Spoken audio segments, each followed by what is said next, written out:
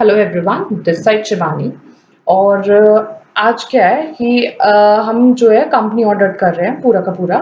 इसके अंदर जो है ये जो है सीए इंटर में भी आता है और सीए फाइनल का भी, ये दोनों कोर्सेज का जो है ये पार्ट है ऑडिट का। नाउ अब जो सीए इंटर वाले हैं उनके लिए क्या है, मैं उन्हें पूरा कंपनी ऑडिट जितना हो सकता है वो, प्लस जो क्या नाम है कारो है वो, ये दो चीजें जो है ये कराऊंगी। ठीक है, और जो सीए फाइनल वाले हैं वो साथ में लॉ कर ही रहे हैं। ठीक है ना।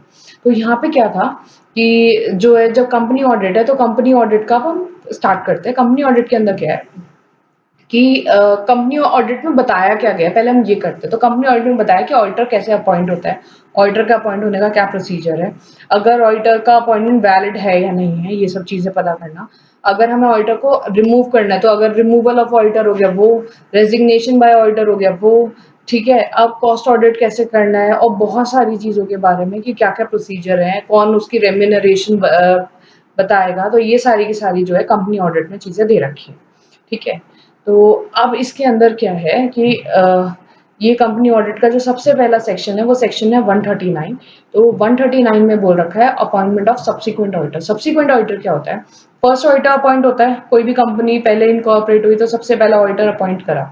ठीक है, अब उसके बाद क्या हुआ, जो वो सब्सिक्वेंट उसके बाद जो ऑडिटर अपॉइंट करता है that is a subsequent auditor. और यहीं से ये सेक्शन स्टार्ट है 139 सब सेक्शन 1, जिसमें कहते हैं कि appointment of subsequent auditor of a non government company, जो कंपनी गवर्नमेंट नहीं है। और 139 सब सेक्शन 5 में बता रखा है अपॉइंटमेंट जो है subsequent auditor appointed under of government company. ठीक है, तो ये हो गया गवर्नमेंट कंपनी का, ये हो गया नॉन गवर्नमेंट कंपनी का। अब जो नॉन गवर्नमेंट कंपनी है उसको हम जो है रीड करते हैं रूल 3 के साथ। तो उसमें रूल 3 भी बता रखा है। रूल 3 क्या कहता है? Manner and procedure for selection and appointment of auditor. Auditor को कैसे सिलेक्ट करना है और कैसे उसको अपॉइंट करना है, उसका मैनर और प्रोसीजर बता रखा है। ठीक है, और कंडीशंस है। कंडीशन क्या है? हमें रिटर्न कंसेंट लेना है। रिटर्न कंसेंट क्यों? क्योंकि पहले ऑडिटर को अगर आप अपॉइंट कर रहे हो तो उससे पूछ तो लो कि आप तैयार हो हमारा ऑडिट करने के लिए या नहीं। तो before appointment company shall obtain a written consent from auditor और सर्टिफिकेट फ्रॉम ऑडिटर। सर्टिफिकेट क्या है? सर्टिफिकेट ले लेगा, उससे क्या ले लेगा सर्टिफिकेट कि एलिजिबल फॉर अपॉइंटमेंट, आप अपॉइंट हो भी सकते हो या नहीं। मतलब ये भी तो हो सकता है कि सीए कहीं जॉब कर रहा हो, कोई भी पर्सन सीए बन गया और वो किसी कंपनी में जॉब कर रहा है और वो ऑडिट किसी का करने के लिए एलिजिबल ही नहीं है। वो ये पूछेंगे कि आप जो है एलिजिबल भी हो अपॉइंटमेंट के लिए या नहीं। ठीक है, as per the terms of a contract, appointment within the limits. Limit क्या है? ऑडिटर को स्पेसिफाई कर रखा है लिमिट कि आप इतनी लिमिट तक ही ऑडिट कर सकते हो। ठीक है, इससे ज्यादा आप ऑडिट असाइनमेंट नहीं ले सकते। तो वो विद इन द लिमिट है या नहीं है। और लिस्ट ऑफ पेंडिंग प्रोसीडिंग, अगर आपके खिलाफ कोई केस चल रहा है कोर्ट के अंदर तो वो आप वो भी बताओगे कि कोई केस जो है तो नहीं चल रहा against the auditor and audit firm, auditor के अगेंस्ट या ऑडिट फर्म के against with respect to disciplinary matter. Disciplinary matter के जो है में अगर कोई पेंडिंग प्रोसीडिंग्स है तो वो बताओगे। और वो ये सब जो है सर्टिफिकेट में डिस्क्लोज होगा।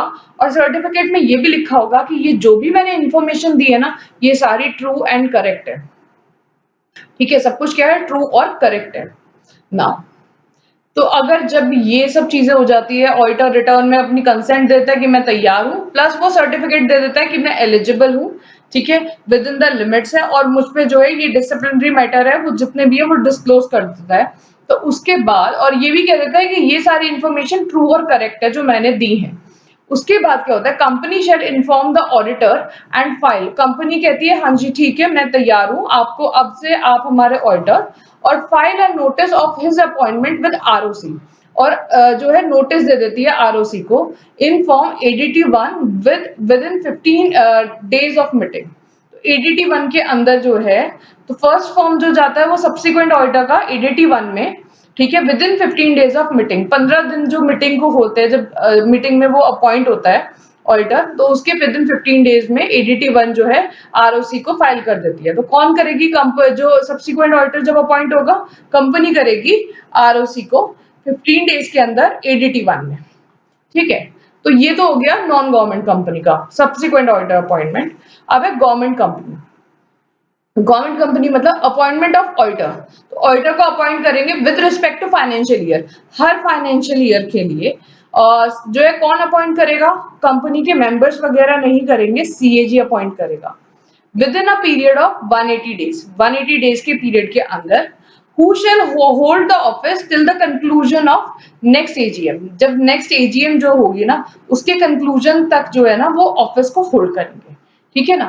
तो ये हो गया गवर्नमेंट कंपनी का। तो गवर्नमेंट कंपनी में CAG करता है, 180 डेज के अंदर जो है करना होता है, और वो कंक्लूजन ऑफ नेक्स्ट AGM तक ऑफिस होल्ड करेगा ऑडिटर, ठीक है ना। तो अब तो ये हमने कर लिया सब्सिक्वेंट ऑडिटर कैसे अपॉइंट होते हैं। अब है जो है फर्स्ट ऑडिटर कैसे अपॉइंट होता है। तो फर्स्ट ऑडिटर कैसे अपॉइंट होगा, non government company section 139 subsection 6 के अंदर, ठीक है, और गवर्नमेंट कंपनी सेक्शन 139 सबसेक्शन 7 के अंदर। तो सब्सिक्वेंट ऑडिटर जो है नॉन गवर्नमेंट कंपनी का कौन सा था, 139 सबसेक्शन 1, और जो है गवर्नमेंट कंपनी का 139 सबसेक्शन 5 के अंदर। नाउ नॉन गवर्नमेंट कंपनी का फर्स्ट ऑडिटर है 139 सबसेक्शन 6 में, और जो गवर्नमेंट कंपनी का जो है फर्स्ट ऑडिटर है उसमें 139 सबसेक्शन 7 के अंदर। नाउ बाय तो जो जो फर्स्ट ऑडिटर है वो कौन करता है, ठीक है। तो सब्सिक्वेंट ऑडिटर तो मीटिंग में ही अपॉइंट होते हैं। फर्स्ट ऑडिटर को कौन करेगा, board of director with in 30 days of registration. जैसी कंपनी रजिस्टर होती है उसके 30 दिन के अंदर अंदर बोर्ड ऑफ डायरेक्टर जाके एक ऑडिटर को अपॉइंट कर देते हैं, ठीक है। लेकिन अगर बोर्ड ऑफ डायरेक्टर फेल हो गए, ठीक है, अगर वो फेल हो गए तो members with in 90 days, members क्या है अगले नेक्स्ट 90 डेज के अंदर, किसमें, EGM, ठीक है ना। AGM के अंदर नहीं, एनुअल जनरल मीटिंग के अंदर नहीं, एक्स्ट्रा ऑर्डिनरी जनरल मीटिंग के अंदर, EGM के अंदर जो है वो अपॉइंट कर देंगे। Auditor shall hold the office till the conclusion of first AGM। जब फर्स्ट AGM होगी तब तो अपॉइंटमेंट के रजिस्ट्रेशन के with in 30 days first auditor कौन करेगा, बोर्ड ऑफ डायरेक्टर, और अगर वो फेल हो गए तो नेक्स्ट 90 डेज में मेंबर्स, ठीक है। तो 30 डेज और 90 डेज। अब है गवर्नमेंट कंपनी 139 सबसेक्शन 7, ठीक है। CAG विद इन 60 डेज ऑफ रजिस्ट्रेशन। तो CAG ने ही करा था सब्सिक्वेंट ऑडिटर भी अपॉइंट, तो फर्स्ट ऑडिटर भी कौन करेंगे, CAG विद इन 60 डेज ऑफ रजिस्ट्रेशन। और अगर CAG फेल हो जाते हैं तो board of director with in 30 days, और बोर्ड ऑफ डायरेक्टर भी फेल हो जाते हैं तो member with in 60 days in an EGM hold the office till conclusion of first AGM।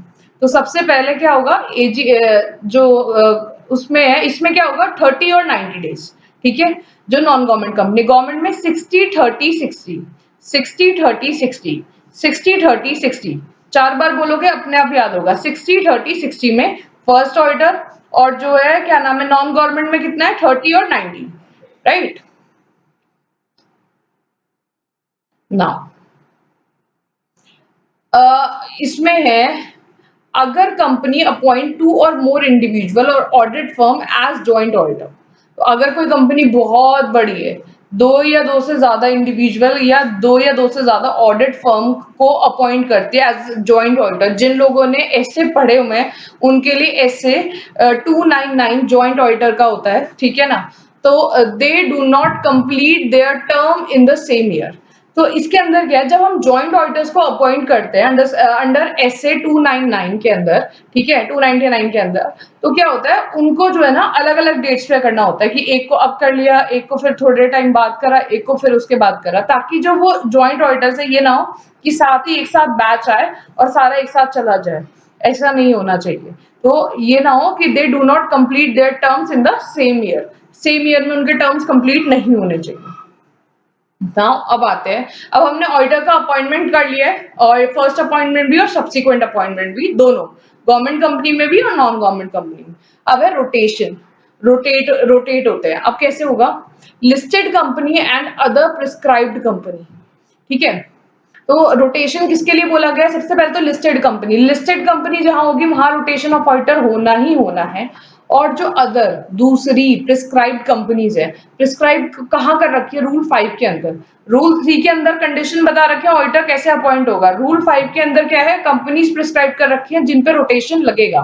तो किन किन पे लगेगा, रोटेशन ऑफ ऑडिटर जो है वो किस पे लग गया, रूल 5 में क्या बताया, unlisted public company having a paid up share capital of जो है greater than or equals to 10 CR, और प्राइवेट कंपनी जिसका पेड अप शेयर कैपिटल है 50 CR greater than equals to, और पब्लिक कंपनी जिसकी जो पब्लिक से जो बोरोइंग है, ठीक है, इररिस्पेक्टिव, पब्लिक कंपनी तो लिस्टेड कंपनी होगी, public borrowings from bank and financial institution और पब्लिक डिपॉजिट कितने हो गए, वो गए 50 CR, ठीक है, ग्रेटर देन इक्वल्स टू, तो बोरोइंग्स डिपॉजिट और जो भी पब्लिक से हुआ, ठीक है ना, या बैंक से या फाइनेंशियल इंस्टीट्यूशन से, वो ग्रेटर इक्वल्स टू 50 जो है सीआर, और प्राइवेट कंपनी की paid up share capital, paid up वो कितनी है 50 सीआर, और अनलिस्टेड पब्लिक कंपनी की जो है paid up share capital is greater equals to 10 CR. तो पहले एमसीए ने यहाँ पे जो है वो 20 सीआर की लिमिट्स कर रखी थी, लेकिन अब एमसीए ने जो है वो लिमिट बढ़ाकर 50 सीआर कर दी है, right. Now section 139 subsection 2 common partner, तो किसी भी कंपनी का जो है कॉमन पार्टनर होगा, सपोज ये ऑडिट जो है ये कोई ए बी सी एसोसिएट है, ये एक्स वाई जी एसोसिएट है। अब यहाँ पे एक्स वाई जी एसोसिएट्स जो सीए फर्म है और एबीसी एसोसिएट जो सीए फर्म है, इसमें कॉमन पार्टनर है मिस्टर ए। मिस्टर ए यहाँ पे भी है और मिस्टर ए यहाँ पे भी है। जब मिस्टर ए दोनों जगह हैं, तो अब ऐसा हो सकता है क्या कि किसी कंपनी का ऑडिट जो है एबीसी फर्म कर रही थी, और अब वो वहां से उसका जो टेन्योर है वो खत्म हो गया है, और एक्स वाई जेड जो फर्म है वो अब उसका ऑडिट कर रही है। तो ये चीज जो है अलाउड नहीं है कि अगर जो है कॉमन पार्टनर्स है तो वो जो है बारी बारी से जो है ऑडिट करते रहेंगे, तो ये चीज जो है अलाउड नहीं है। तो having a common partner with audit firm whose tenure has just expired on a date of an appointment shall not be appointed as an auditor of a same company for a period of 5 years. Not, तो यहाँ पे जो word जो याद रखना है वो क्या है, नॉट। वो जो है अपॉइंट नहीं हो सकते, not to be appointed. Now section 139 subsection 3 में क्या है, internal rotation of auditor through agreement. Auditors हैं, ठीक है, अब वो इंटरनली रोटेट कर रहे हैं कि नहीं, मतलब हमने एक फर्म को अपॉइंट कर दिया है, अब वो जो है कभी एक ऑडिटर को भेज रहे हैं कभी दो, तो वो इंटरनली जो रोटेशन होता है ना उनका, वो चीज अलाउड है, उसके लिए नहीं है। लेकिन अगर कोई different associate with the common partner है तो वो चीज अलाउड नहीं होगी। रूल 6 क्या कहता है, manner of rotation of auditor. Rule 6 बताता है मैनर ऑफ रोटेशन, तो ब्रेक ऑफ 5 इयर्स, ठीक है, इंडिविजुअल और फर्म का विद द सेम नेटवर्क, या ठीक है। अब जो है मैनर ऑफ रोटेशन क्या है, मतलब 5 इयर्स का ब्रेक होना चाहिए, तो जो कूलिंग पीरियड है वो भी 5 इयर्स ही है, ठीक है ना, इसके अंदर ऑडिट का। तो इंडिविजुअल है या फर्म है, दोनों का जो कूलिंग पीरियड है वो 5 ईयर है। ना कैजुअल वैकेंसी, कैजुअल वैकेंसी क्या होती है, अब ना पेपर में क्वेश्चन पूछा जाता है कि मिस्टर ए जो है अपॉइंट होने जा रहे थे एक्स वाई जेड कंपनी के ऑडिटर होने जा रहे थे, लेकिन जो है कोई डिस्क्वालिफिकेशन हुई और वो ऑडिटर अपॉइंट नहीं हो पाए, क्या ये कैजुअल वैकेंसी है? नहीं। क्यों? क्योंकि उनका जो अपॉइंटमेंट है वो कभी हुआ ही नहीं, वो वॉइड था, ठीक है, वो कभी वैलिड ही नहीं था। अब सपोज करो कोई सीए, अब जो मैंने सब्सिक्वेंट जब अपॉइंटमेंट हो रहे थे तो हम वो मांग रहे थे सर्टिफिकेट, और सीए कह रहा था ये सब ट्रू एंड करेक्ट है। अगर सीए ने ये कह दिया, कुछ भी गलत इन्फॉर्मेशन दे दी और बोला ट्रू एंड करेक्ट है, और उसके बेसिस पर किसी कंपनी ने उस सीए को अपॉइंट कर लिया, ठीक है, अगर अपॉइंट कर लिया तो उसका जो अपॉइंटमेंट था वो इनवैलिड हो गया, तो क्या वो कैजुअल वैकेंसी होगा? नहीं होगा, क्योंकि उसका अपॉइंटमेंट हुआ ही नहीं है, वो शुरू से ही क्या था, इनवैलिड था, राइट। तो ये क्या है, कैजुअल वैकेंसी। कैजुअल वैकेंसी मतलब कैजुअल वैकेंसी कब अराइज होती है, जब एक बार अपॉइंटमेंट हो गया हो, अपॉइंटमेंट वैलिड हो, और उसके बाद कुछ ऐसी सर्कमस्टांसेस आए कि वैकेंसी हो जाए, जैसे कि उस जो ऑडिटर है, ऑडिटर की डेथ हो जाए, या ऑडिटर सब्सिक्वेंटली डिस्क्वालीफाई हो जाए, कुछ भी चीज हो सकती है। तो अगर तब वैकेंसी अराइज होती है उसको हम कैजुअल वैकेंसी कहते हैं। तो ये बता रखा है सेक्शन 139 सबसेक्शन 8 में, casual vacancy created by the auditor ceasing to act after he was validly appointed. The term is validly appointed, valid था उनका appointment, and the appointment was accepted, और उनका अपॉइंटमेंट एक्सेप्ट भी करा गया, मतलब कंपनी भी मान गई कि हाँ ओके हाँ, मतलब उनको अपॉइंट कर लिया गया, कंपनी भी रेडी थी, ऑडिटर भी रेडी था, और डिस्क्वालीफाई भी नहीं था। ये तो हो गया प्रॉपर अपॉइंटमेंट। दिस में arise due to death, resignation, dissolution of firm of auditor etcetera, और वो जो है वैकेंसी अराइज हुई ड्यू टू डेथ, या तो उनकी डेथ हो गई, या वो उसने रिजाइन कर दिया, या फिर डिसोल्यूशन ऑफ फर्म हो गया जो ऑडिटर्स की थी ना। सेक्शन 139 सबसेक्शन 8 में कैजुअल वैकेंसी बता रखा है of non government company due to resignation, ठीक है। तो जब नॉन गवर्नमेंट कंपनी में, गवर्नमेंट कंपनी नहीं है, अगर सीए ने रिजाइन कर दिया, ऑडिटर ने रिजाइन कर दिया, तो बोर्ड जो है with in 30 days approve in general meeting. हाँ, विद इन 30 डेज जो है ना वो ऑडिटर को अपॉइंट कर लेगा, किसी को भी, ठीक है ना। तो अब ये सब जो कैजुअल वैकेंसी होगी, एक ऑडिटर अपॉइंट हुए, वो रिजाइन करके चले गए, बोर्ड ने 30 डेज के अंदर जो है दूसरा ऑडिटर अपॉइंट करा और उसको अप्रूव कराया। अप्रूव कब कराना है? With in conveyed with in 3 months from recommendation of board. तो 3 मंथ्स के अंदर जो है उनको उन्होंने जो है मेंबर से अप्रूव करा लिया। तो ये क्या हो गया? ये हो गया वैलिड अपॉइंटमेंट जो है। अगर 3 मंथ्स बाद जो है मीटिंग में जो है मना कर देते हैं बोर्ड को कि नहीं नहीं इसको हम अपॉइंट नहीं करेंगे, ऑडिटर को कोई और लेकर आओ, तो वो जो है उसका जो अपॉइंटमेंट है वो इनवैलिड हो जाएगा, ठीक है ना। तो अप्रूव कौन करेंगे? अप्रूव मेंबर्स ही करेंगे, लेकिन जो है ऑडिट होता रहे ना, इसलिए बोर्ड जो है विद इन 30 डेज जो है ना, अगर ऑडिटर ने रिजाइन करा तो जो है ना उसको अपॉइंट कर लेता है। Other be filed by board of director with in 30 days. Non government company अगर रेजिग्नेशन हुआ तो बोर्ड 30 डेज में और अप्रूव कराएगा मेंबर से। लेकिन अगर अदर केसेस हुए, सपोज उसकी डेथ हो गई या कंपनी जो है वो डिसॉल्व हो गई, तो इसका मतलब क्या है? देखो, रेजिग्नेशन में क्या होता है? रेजिग्नेशन दिया है तो इसका मतलब ये है या तो कोई फ्रॉड हो रहा होगा और वो ऑडिटर की बात नहीं मान रहा होगा, ऑडिटर नाराज होकर चला गया। अदर केसेस में ऑडिटर नाराज होकर नहीं गया, ऑडिटर दुनिया से चला गया, ठीक है। तो या तो उसकी डेथ हो गई या फिर जो है वो फर्म जो थी उनमें आपस में डिस्प्यूट हुआ और वो डिसॉल्व हो गई, ठीक है ना। तो उसमें कंपनी की कोई गलती दिख नहीं रही है, तो उसमें जो है बोर्ड जो है नॉर्मली फिल कर देते हैं 30 डेज के अंदर, उन्हें मेंबर्स की अप्रूवल लेने की जरूरत नहीं है। यहाँ पे मेंबर बैठ के ना पूरा चेक करते हैं, अच्छा, तभी उसको 3 मंथ्स बाद विद इन 3 मंथ्स जो है मेंबर से जो है अप्रूव कराना पड़ता है। अब है गवर्नमेंट कंपनी में, ये तो था non government casual vacancy. Government company में हो गई तो be filed by CAG. CAG करेंगे, अब सब कुछ यहाँ पे सीएजी कर रहे हो तो यहाँ पे ये भी जो है सीएजी ही करेंगे, फिल्ड करेंगे विद इन 30 डेज। और अगर सीएजी फेल हो गए तो बोर्ड ऑफ डायरेक्टर करेंगे विद इन नेक्स्ट 30 डेज। तो 30 डेज और 30 days, right. Now 139 subsection 9 reappointment of auditor. Auditor appoint हुए थे, ठीक है। अब जो हर जनरल मीटिंग में क्या होता है, उनका रीअपॉइंटमेंट होता है, ठीक है ना। अब ऑडिटर एक मीटिंग में अपॉइंट हुआ, नेक्स्ट जनरल मीटिंग में 5 साल तक जो है सब कॉन्जिक्यूटिव वो जो है रीअपॉइंट हो सकते हैं। तो रीअपॉइंट कब कब हो सकते हैं? अगर वो डिस्क्वालीफाइड बाय लॉ नहीं हुआ है, ठीक है। अगर auditor with in a year उसने काम करा और वो डिस्क्वालीफाई नहीं हुआ, और नॉट अनविलिंग टू कंटिन्यू, और वो जो है तैयार है, हाँ मैं काम करूंगा, बहुत अच्छी जो है कंपनी है, मैं तैयार हूँ, ऑडिट अच्छा हो रहा है और मैं खुश हूँ, has not given a notice in a writing. तो अनविलिंगनेस का जो है वो नोटिस देंगे रिटर्न में, तो उन्होंने ऐसा भी कोई नोटिस नहीं दिया है।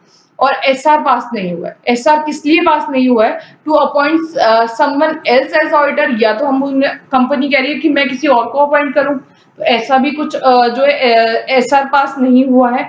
या providing expressly that the retiring auditor not to be reappointed, और जो रिटायरिंग ऑडिटर है वो रीअपॉइंट नहीं हो सकता।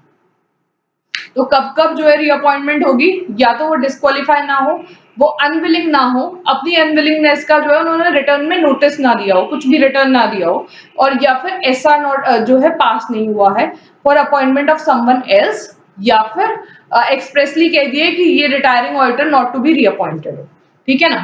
तो तब वो जो है रीअपॉइंटेड हो जाएगा as an auditor. Now section 139 subsection 11, where a company requires to constitute a audit committee under section 177। अगर जो है कंपनी बड़ी है, ठीक है ना, बड़ी कंपनी है, तो उसको एक ऑडिट कमेटी बनानी पड़ती है, ठीक है ना। तो ऑडिट कमेटी बनाई है under section 177। All appointments including the casual vacancy shall be made after considering the recommendation of the audit committee। सारी की सारी अपॉइंटमेंट जो है इंक्लूडिंग अ कैजुअल वैकेंसी, उसमें ऑडिट कमेटी की रिकमेंडेशन ली जाएगी, उससे पूछा जाएगा कि हाँ आप बताओ ये ऑडिटर ठीक है या नहीं है, ठीक है ना। ये चीज हो गई। Now 139 subsection 11। तो हमारा 139 वाले जितने भी जो पूरा सेक्शन था वो पूरा खत्म हो गया है। अब आ जाते हैं हम सेक्शन 140 पर। 140 में क्या कहा गया है? 140 में कहा गया removal resignation of auditor and giving a special notice. Section 140 is removal resignation of auditor and giving a special notice. Section 140 subsection 1 removal before expiry. Expiry से पहले जो है रिमूवल करना। टर्म जो है उसका खत्म कब होने वाला था, जनरल मीटिंग में जो है, लेकिन उससे पहले ही ना ये लोग ऑडिटर से ना सर दर्द हो गया कंपनी का कि नहीं ये ऑडिटर ना ठीक बंदा नहीं है, हमें इसको रिमूव करना है, ठीक है। तो क्या होगा, वो एक तो उन्हें एक स्पेशल रेजोल्यूशन पास करना पड़ेगा। एसआर हमेशा जो है मेंबर्स के उसमें पास होता है, बोर्ड मीटिंग में बोर्ड रेजोल्यूशन पास होता है। ये बहुत लोगों का डाउट है कि ये एसआर का, एसआर जो है लोग कहते हैं कि बोर्ड मीटिंग में पास हो गया, नहीं, हमेशा मेंबर्स की मीटिंग में पास होता है। प्लस सीजी का अप्रूवल, और सीजी का जो है अप्रूवल चाहिए। बिफोर टेकिंग एनी एक्शन, कोई भी एक्शन लेने से पहले auditor should be given an opportunity of being heard, उसको जो है सुनना चाहिए, मतलब ऑडिटर को एक अपॉर्चुनिटी दी जाएगी कि आप भी अपनी सफाई में कुछ बोलो, अपॉर्चुनिटी ऑफ बीइंग हर्ड दिया जाएगा, ठीक है। और क्या होगा, तो स्टेप क्या है, पहले सबसे पहले बोर्ड रेजोल्यूशन पास होगा, और बोर्ड रेजोल्यूशन भी पास होना चाहिए, मतलब मेंबर्स तैयार, बोर्ड ऑफ डायरेक्टर्स तैयार, सीजी को भी रेडी होना चाहिए, सीजी का भी अप्रूवल, और ऑडिटर को हमने अपॉर्चुनिटी ऑफ बीइंग हर्ड भी दे दी है। और उसके बाद जब सब चीजें हो जाएंगी तो फाइल करना है एडीटी 2।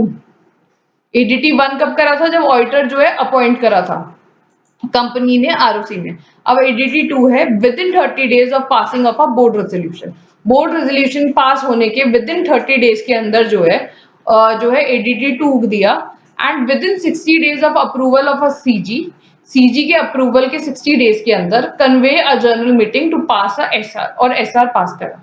तो होता क्या है, अब मैं बताती हूँ प्रोसीजर क्या होता है। पहले बोर्ड मेंबर्स होते हैं, एकदम से मेंबर्स को नहीं बुला लेते, इंटरनल जो है बोर्ड मेंबर्स बैठते हैं, वो एक बोर्ड रेजोल्यूशन पास करते हैं, ठीक है। कब पास करते हैं, किसमें पास करते हैं, तो वो अपना जो बोर्ड रेजोल्यूशन जब उनका पास हो गया, उनको बोर्ड रेजोल्यूशन में लिख गया कि हाँ हमें ऑडिटर को रिमूव करना है, ठीक है ना। तो वो जो है फाइल कर देते हैं एडीटी 2, ठीक है। एडीटी 2 फाइल कर देते हैं 30 डेज के अंदर। फिर क्या होता है, 60 डेज के अंदर जो है सीजी को अप्रूवल देनी होती है, और सीजी जो है अपॉर्चुनिटी, और मतलब सीजी के पास चला गया, सीजी ने अप्रूवल दी। सीजी के अप्रूवल कब देंगे, वो पहले ऑडिटर को सुनेंगे कि auditor opportunity of being heard.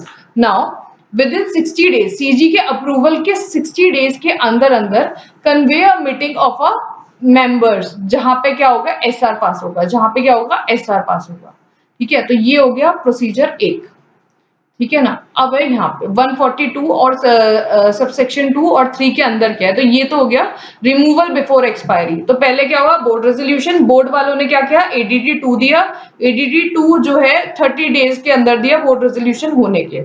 उसके बाद क्या हुआ, सीजी का अप्रूवल आता है, सीजी कहता है हाँ ओके रिमूव कर दो ऑडिटर को। ऑडिटर को अपॉर्चुनिटी ऑफ बीइंग हर्ड भी देता है सीजी, दोनों चीजें देता है। अब उसके सीजी के अप्रूवल आने के विद इन 60 डेज के अंदर मेंबर्स की मीटिंग बुलाई जाती है। मेंबर्स अगर एसआर पास कर देते हैं तो ऑडिटर रिमूव हो जाता है। ये था removal before expiry. Now section 142 subsection 2, 140 subsection 2 and 3, इसमें क्या है, फाइलिंग का statement in case of resignation. तो 140 सबसेक्शन 1 में क्या है, रिमूवल। तो रिमूवल का हमने पूरा कॉन्सेप्ट समझ लिया है। अब 140 सबसेक्शन 2 एंड 3, इसमें क्या है, रेजिग्नेशन। ऑडिटर रिजाइन कर रहा है कि मुझे जो है काम ही नहीं करना है, जाओ तुम। तो क्या होगा, auditor file with in 30 days of resignation, resign कर दिया, बोर्ड ऑफ डायरेक्टर्स कंपनी को रेजिग्नेशन अपना दे दिया। उसके 30 दिन के अंदर, अब ये जो ओनर्स है वो किस पर है, ऑडिटर पर। हर जगह कंपनी फाइल कर रही थी जितने भी फॉर्म है, यहाँ पे जब ऑडिटर रिजाइन कर रहा है, खुद अपनी मर्जी से जा रहा है, तो ऑडिटर फाइल करेगा, ठीक है, 30 डेज के अंदर, क्या, एडीटी 3 टू कंपनी और एंड आरओसी, कंपनी को भी देगा और आरओसी को भी देगा एडीटी 3, ठीक है ना, auditor file. Also CAG in case of a government company, ROC normal company, CAG government, वो सीएजी के केस में मतलब गवर्नमेंट कंपनी के केस में कंपनी और आरओसी को देगा प्लस सीएजी को भी देगा, ठीक है। Indicating the facts and reason thereto, facts और रीजन बताएगा कि मैं क्यों छोड़कर जा रहा हूँ, फैक्ट और रीजंस, ठीक है। और 143 सबसेक्शन 3 के अंदर, तो एडीटी 3 के अंदर क्या था, एडीटी 3 के अंदर 30 डेज ऑफ रेजिग्नेशन। एडीटी 3 किसको देगा, कंपनी को भी आरओसी को भी। कौन देगा, ऑडिटर देगा, और अगर गवर्नमेंट कंपनी हुई तो सीएजी को भी देगा। और क्या बताएगा, facts and reasons thereto, क्या क्या फैक्ट्स है और क्या क्या रीजंस है। Now section 140 subsection 3 non compliance, अगर 143 सबसेक्शन 3 में ऑडिटर ने नॉन कंप्लायंस करा, नहीं जो है क्या नाम है 83 भरा, तो उस पे जो है मिनिमम 50,000 की पेनल्टी और मैक्सिमम 5 लाख, तो 50,000 से लेके 5 लाख तक की पेनल्टी लगेगी और पेनल्टी एक्सीड नहीं कर सकती ऑडिट फीस से। सपोज ऑडिट फी 40,000 रुपीज है, तो फिर मिनिमम 40,000 हो जाएगा, ठीक है ना। और सपोज करो जो है ऑडिट फी 1 लाख रुपीज है, तो क्या होगा अब इन दोनों के बीच में, अब ये तो डिपेंड ना कि कितना जो है उस पे पेनल्टी लगाएगा कोर्ट, ठीक है, कितनी पेनल्टी उस पे लगेगी, वो तो जो है वो तो डिसीजन होगा, लेकिन मिनिमम 50,000 मैक्सिमम 5 lakhs, ठीक है ना। तो ये था अभी तक का, इसके आगे जो क्लास है वो कल अपलोड हो जाएगी, तो फटाफट फटाफट कंपनीज एक्ट जो है वो खत्म हो जाएगा, ठीक है। Thank you and please do subscribe.